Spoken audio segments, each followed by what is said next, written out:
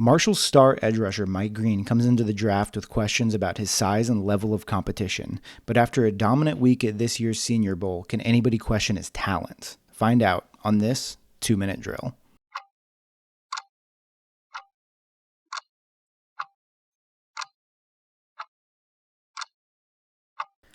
The first thing you notice with Mike Green is his incredible first step and explosiveness. His burst and lateral agility immediately gets tackles off balance and playing catch-up.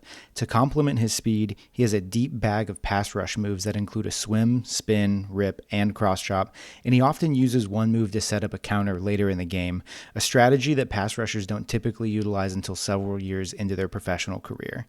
He is a consistent finisher after getting penetration as well, thanks to great contact balance that allows him to maintain leverage and a relentless motor. Despite being on the smaller side, measuring in at 6'3", 251 pounds, he does pack respectable strength into a dense frame, so he's able to hold up well in the run game.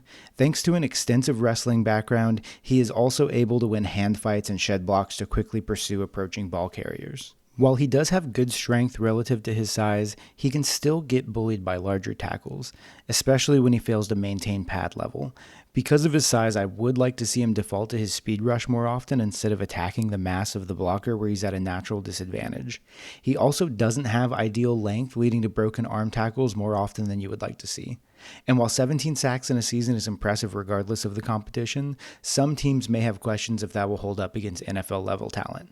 Luckily, he had a great week against future top 100 picks at this week's Senior Bowl, hopefully answering those questions. I think Mike Green compares well to Nick Bonito out of Oklahoma. Both Green and Bonito are primarily speed rushers with length and size concerns, but enough pass rush juice to make up for those concerns. Like Bonito, I think Green will need to start his career primarily as a pass rush only player. I do think Green packs more of a punch and has better play recognition than Bonito did as a prospect, so his path to being a full-time edge rusher shouldn't take quite as long. Green is already comfortably considered a first-round prospect and could make sense on a team that is looking for a second pass-rushing threat to complement their current star, like Cincinnati, Detroit, or San Francisco. But with sky-high upside and an already developed pass rush plan, I could easily see him sneaking into the top 20. And that's the 2-minute drill.